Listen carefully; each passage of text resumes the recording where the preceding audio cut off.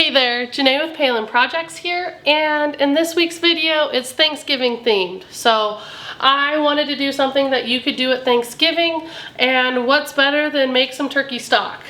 I don't have a turkey because it's not Thanksgiving yet, or ham, whatever you prefer, your meat of choice. Even you can do this with a prime rib bone if you do a prime rib with the bone in.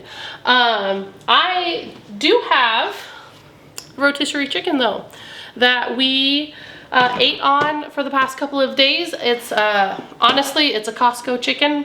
It's one of their tasty rotisserie chickens, and I want to make some chicken stock today. Chicken stock, broth. It's kind of probably going to be a mixture because I am going to season the liquid a little bit, and I do have a fairly large pot right there behind me, and I want to try and get the most out of this as possible. I'm going to be putting a lot of extra veggies in. You know, it'll be kind of a mix between a chicken stock broth and a vegetable stock, I guess.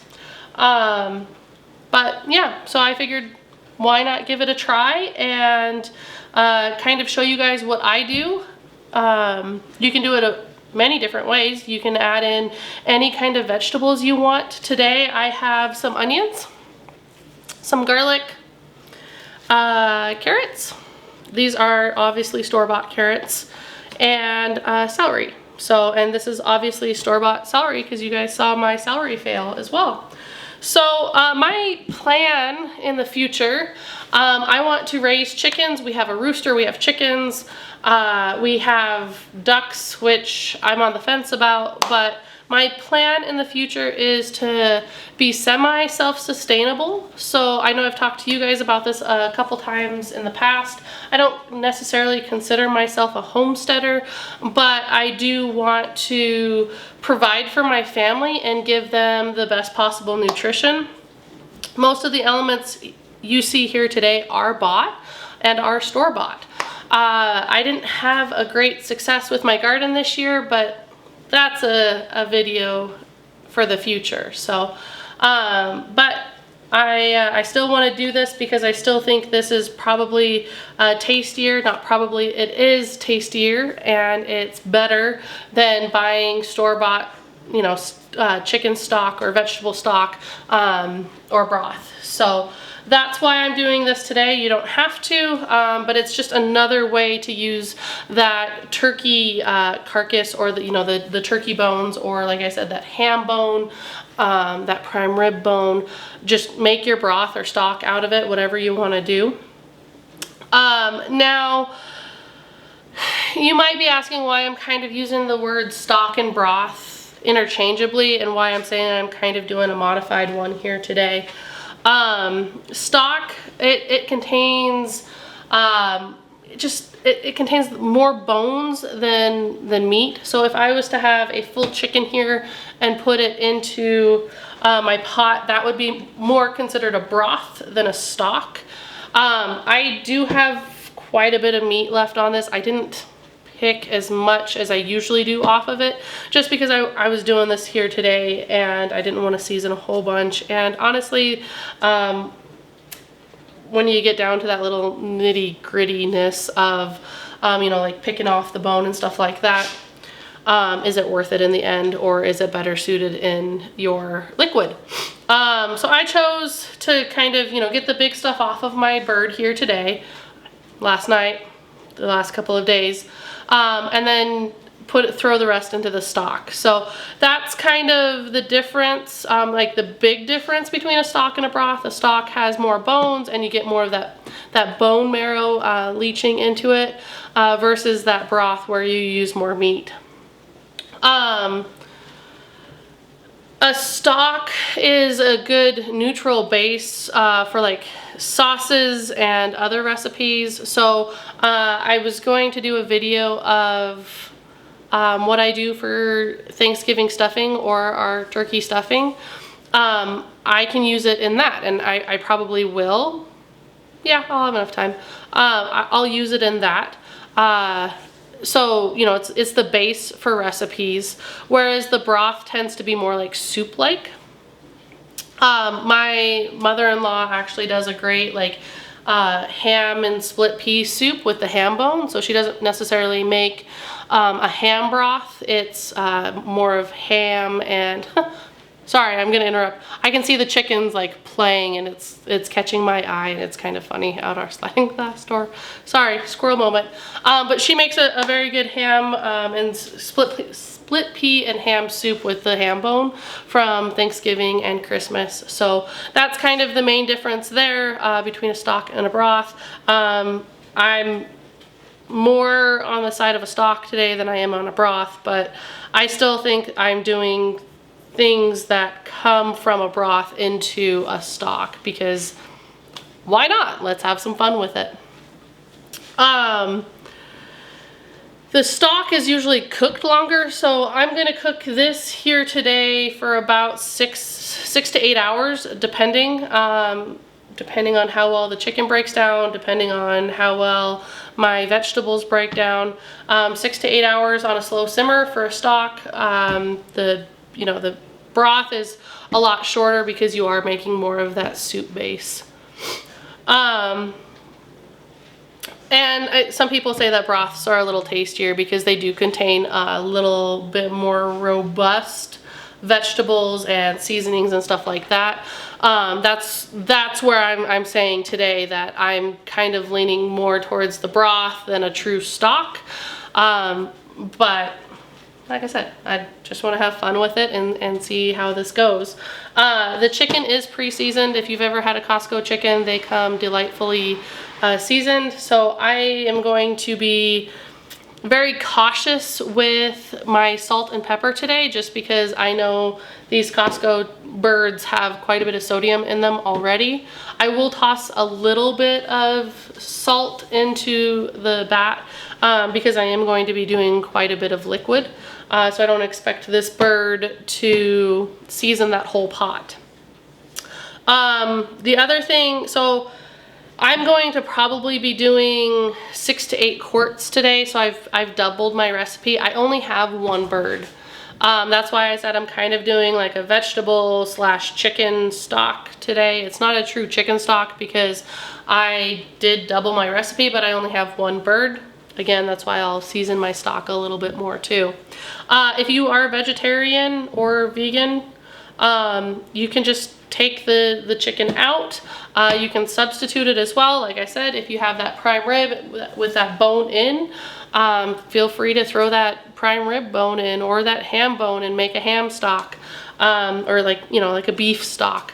Turkey stock. I don't dislike this for me saying this, but I kind of consider turkey on the same lines of chicken.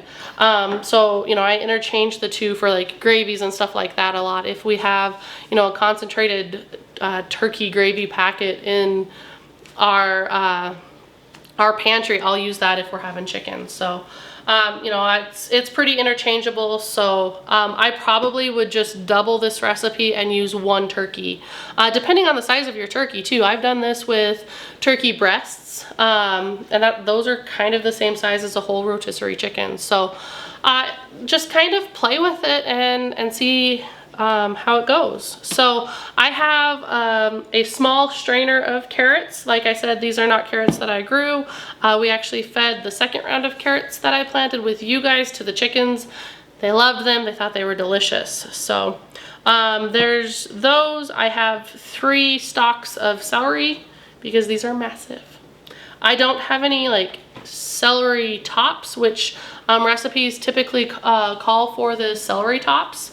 I don't have any with these because it is store-bought celery. If I didn't have store-bought celery, if my celery would have made it this year, I would have used the tops off of the celery. Making this stock is more of just, making sure you have everything and you use everything, you're utilizing everything. I really think of it when we do, or I guess when we start to butcher our own birds, I really want to utilize that whole bird in order to kind of give back to the poultry and like make it seem like it's a little more respectful for them. We grow them, we use them. I want to get the most bang for, you know, all that time and effort that we put into them. So yeah, just throw everything into the stock pot. The next thing is, typically it calls for like 1 large onion. I have these little onions, store-bought again, because garden didn't do well this year. So I have 6 of these. Obviously that's 3, but 6 onions. Salt and pepper to taste. I am going to be adding in garlic, so a whole head of garlic. I think 1, 2, 3, 4, 5, 6, 7, 8 cloves. Family likes garlic, so you know, chances are when we're using this stock recipe, we would be adding in garlic anyway. So just adding it to make it more flavorful. Salt, pepper, and then I have my biggest liquid measuring cup, and I'm just gonna ladle in like 6 to 8, probably on the 8 side, maybe 9. We'll see what it looks like in the pot. I got out the big pot today because I didn't think that I would be able to get all of this into the biggest pot that I have, like my biggest cooking pot. So I went out for the big dog.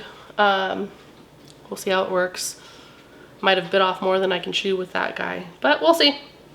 I don't need to cut up the carrots. I'm going to cut the celery into, I don't know, just chunk it up, call it good.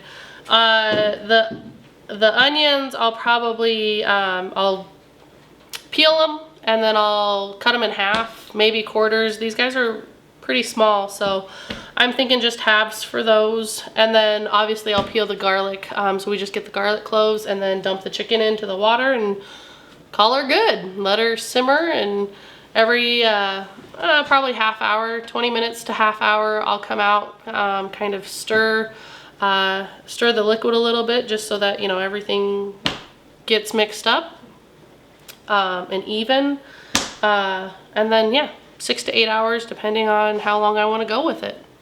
But let's get into it.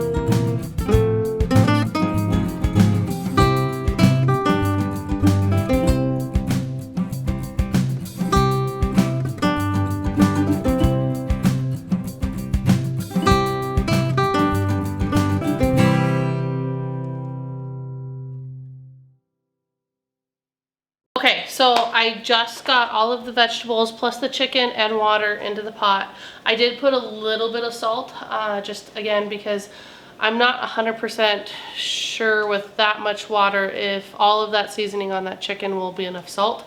So I put in just a little bit, about a half a teaspoon, probably, I don't know, maybe a tablespoon of pepper. I did the onions, carrots, celery, garlic, and then put the chicken in. So I would probably, just for some different ideas for vegetables, I would probably stay away from potatoes. If you've ever kind of felt potato water, it's kind of gritty. And then a lot of times people use potato water to like thicken up gravy because of all the starches. So I would probably stay away from adding potatoes to this because it's just gonna make it super thick and kind of grainy as well. But you can add in a lot of great herbs, parsley, rosemary, whatever you feel like. Yeah, I mean, the sky's the limit with stock and broth. I mean, whatever you want to do, whatever you like for tastes.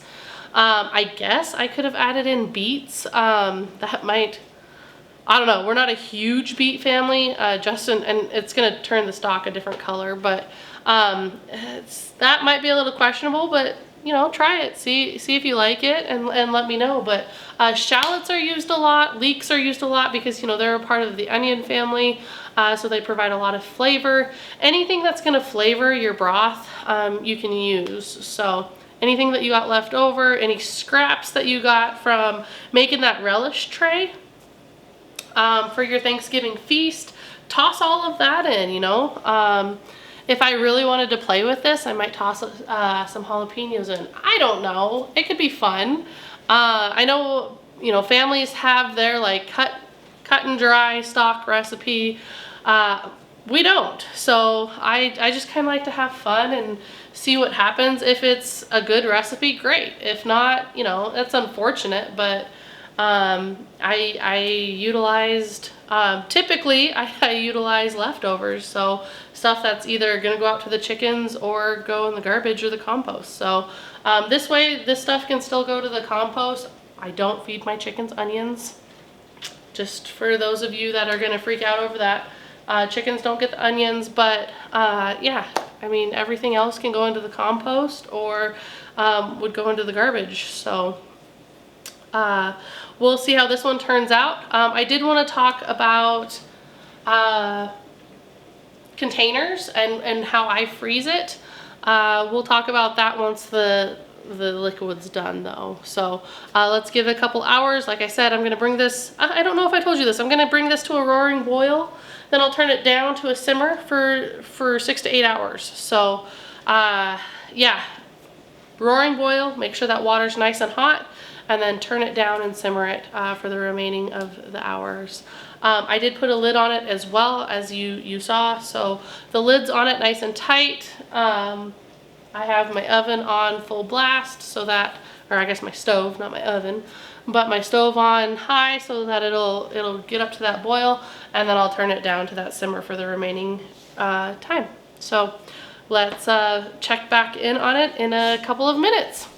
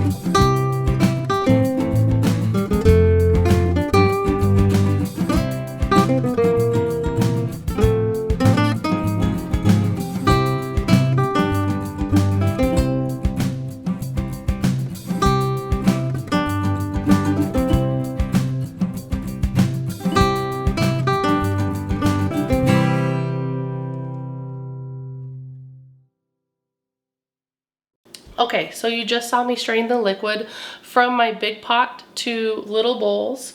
I used a fine tooth strainer or a fine hold strainer. I'm not exactly sure what these are called, but it is a strainer. They're different than a pasta strainer in that the holes in them are a little bit finer to grab the cartilage and just little bits that come off of the chicken and kind of get tore off of the vegetables. So just to make sure that we get all of those tiny parts and we just get broth to freeze. So I strained that into a bowl. I placed the bowl into our sink, strained it, and then obviously I transferred the bowl to our counter so that I could individually separate out the stock into different containers. I'm using our to-go containers today. So a lot of the containers that you see here or that you did see were from takeout. So if we ordered soup from different restaurants, we save those containers, wash them, and give those plastic containers a second use, second, third, fourth, until they kind of break down enough to where we can't use them anymore. Those are my favorite to use for this type of project. I feel like they freeze well, they hold a lot of liquid, and they just fit perfectly into our freezer. So the other ones are a variety, just a mishmash of to-go containers. We call them to-go containers, but you might call them leftover containers, or some brands are like Rubbermaid that we use. I try to use or I guess leave the nicer containers for like our everyday meals. This is just like our menagerie and kind of odds and ends. I make sure that they all have lids, of course, because they're going to go into the freezer. But you know, stuff that we don't use on a regular basis is what I poured the stock into today. Other options to freeze your stock in are mason jars. So I have a couple different mason jars here. Wide mouth is going to be easiest, but as you can see here, well, maybe you can't see.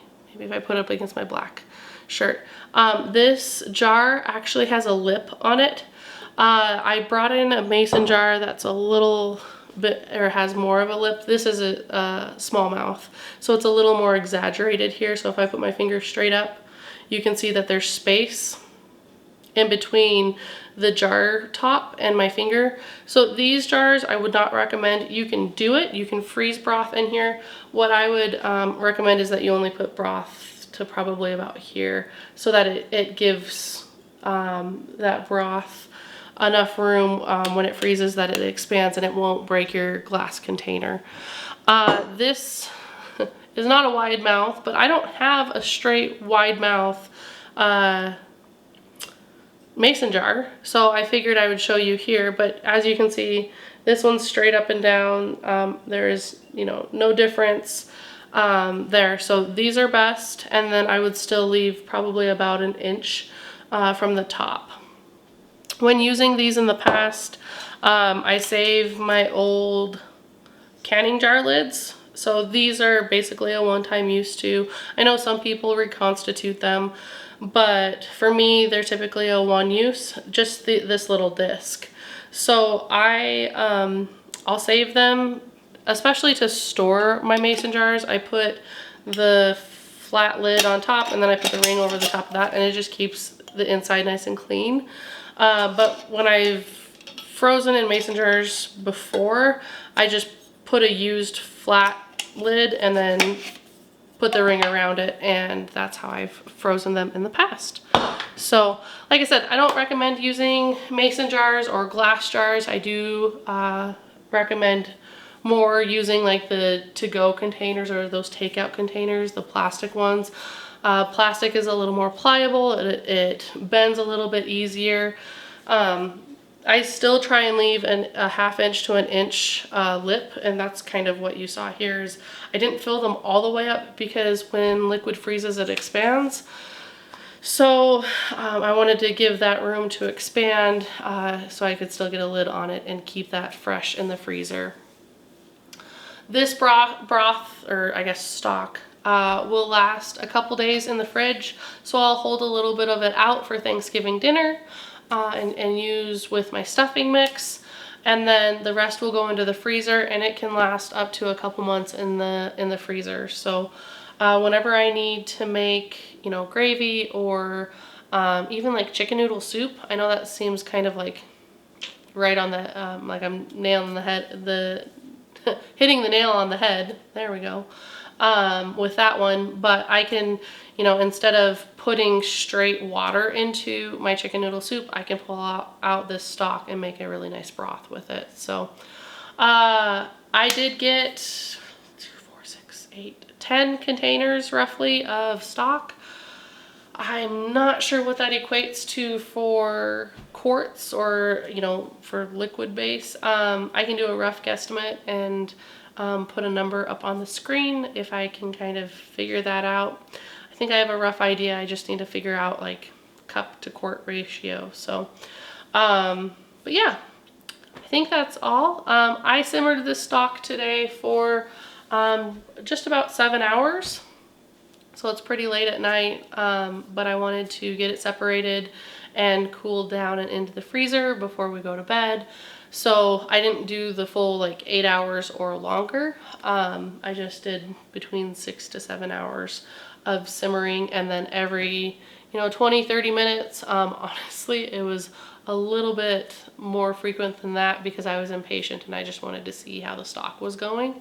But every 20 to 30 minutes I would come out and stir it and make sure that, you know, those vegetables and the onions and the turkey and the bones were all stirred together, and, you know, just dissipating through that water evenly. I did come in about halfway through and taste tested the broth. The chicken was cooked. The vegetables are just vegetables, so there wasn't anything that needed to be cooked that I needed to be worried about for like salmonella or anything like that. So I could taste that broth as the process went. I did find that I needed more salt in it. It was pretty bland, and so about halfway through I did add probably 2 tablespoons of salt, and that seemed to do the trick. I added a little more pepper too because Justin's a pepper fanatic, so added a little more pepper for taste, but that's pretty much all I did for my stock today. Yeah, so I hope you enjoyed watching, and we'll see you in the next video. Bye. So these are my 2 to-go containers that we save. I thought I had more than that, but apparently we only had 2 today. And then takeout containers, Rubbermaids, and then, like I said, just a kind of a menagerie of other containers to freeze the stock in.